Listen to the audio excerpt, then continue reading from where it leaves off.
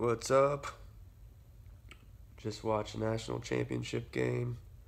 I picked North Carolina to win because I know too much. You can look at my bracket for proof.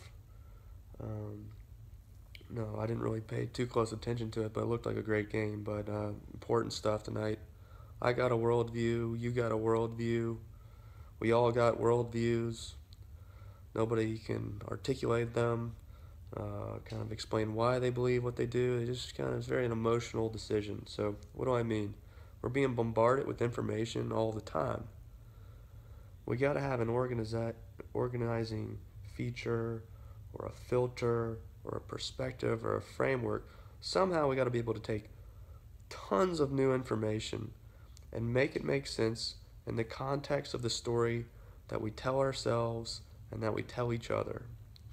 The best example of this is money. Money has absolutely no intrinsic value, yet we work all day for it. So these stories are good when we all believe them and they kind of serve a higher purpose. What I try to do to strengthen my worldview is bring as much information into the equation as possible and see where I feel cognitive dissonance.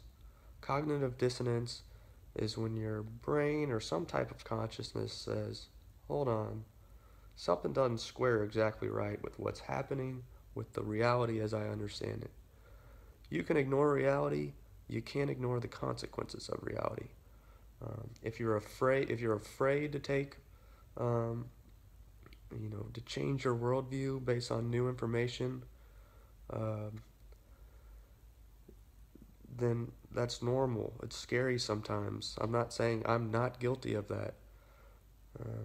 But if you're willing to say, okay, I'm willing to take scary bits of information, tinker with my worldview, even if it scares me, that puts you halfway into being a conspiracy theorist.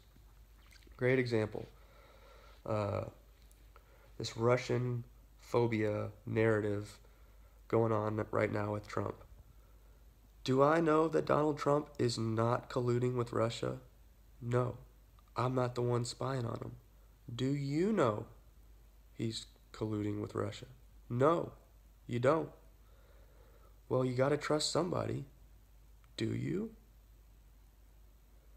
Do you want to trust the same newspapers that said there were weapons of mass destruction? Do you want to trust the same newspaper that said Donald Trump has no chance of winning? Do you want to trust Dick Cheney, who's calling it an act of war? That's the side you want to be on? And you can look at an email that says there were $65,000 worth of pizza and hot dogs delivered to the White House and say, that doesn't look like a code. You can look at World Trade Center 7 collapse after it wasn't hit by a plane and say, yeah, it looks like an office fire. Even when thousands of architects and engineers saying that's not physically possible, defying what we know about structural engineering. I'm not saying I know. I'm not saying I know what the code stands for, but it triggers that cognitive dissonance in me.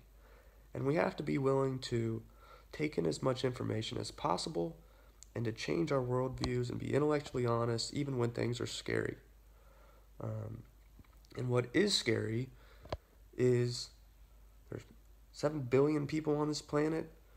We don't really know anything about anything, and we can't work together unless we're afraid of something.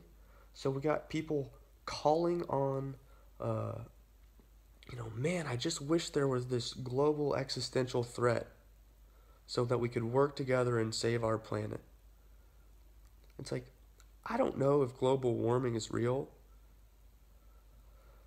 I don't know that it's true. I'm not a scientist.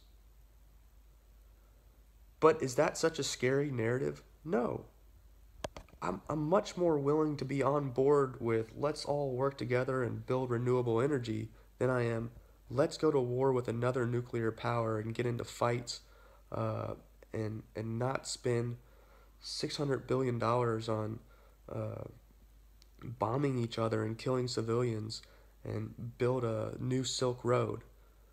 And I hope that's what the Chinese Prime Minister's visit to Mar-a-Lago is about, because it's exciting.